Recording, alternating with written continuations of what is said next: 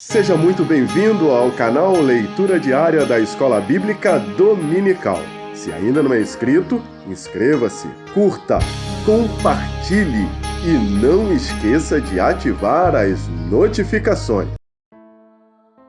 A paz do Senhor, meus amados irmãos, professores, amigos da Escola Dominical. Aqui é a irmã Raquel Brito da Dicola Lacomba. É uma honra estarmos aqui para mais um trimestre. Chegamos ao terceiro trimestre de 2023. Nesse trimestre, nós vamos falar sobre a Igreja de Cristo e o Império do Mal.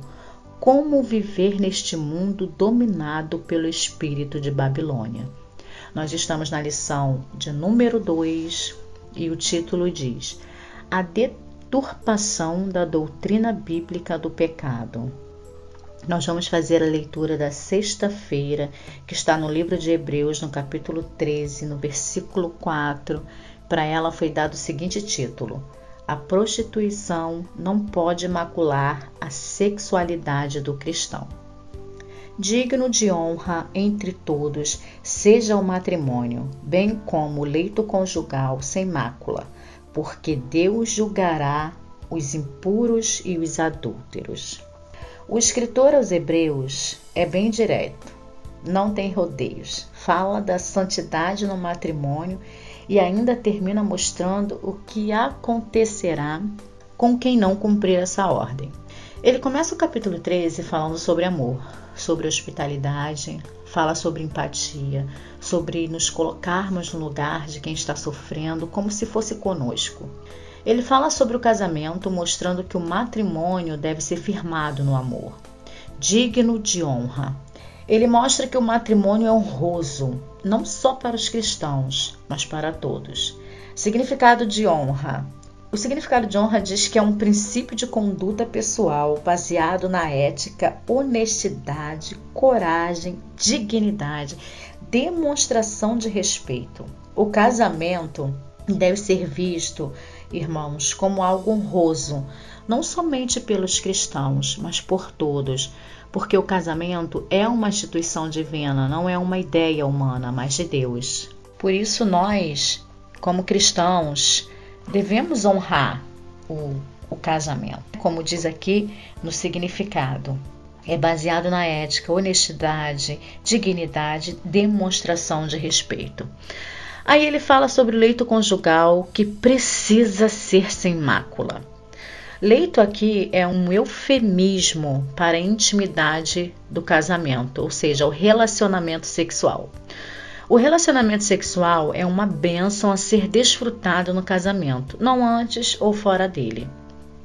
E ainda deixa claro no texto que marido e mulher não devem levar para sua intimidade sexual nada que fira a santidade da relação.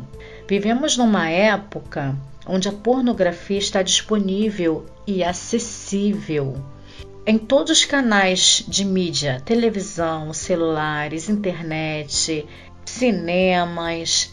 Mas essas impurezas sexuais, elas devem permanecer longe do nosso leito conjugal. Deve permanecer longe da intimidade do crente. Não deve haver na intimidade do crente, no leito conjugal, imoralidades sexuais.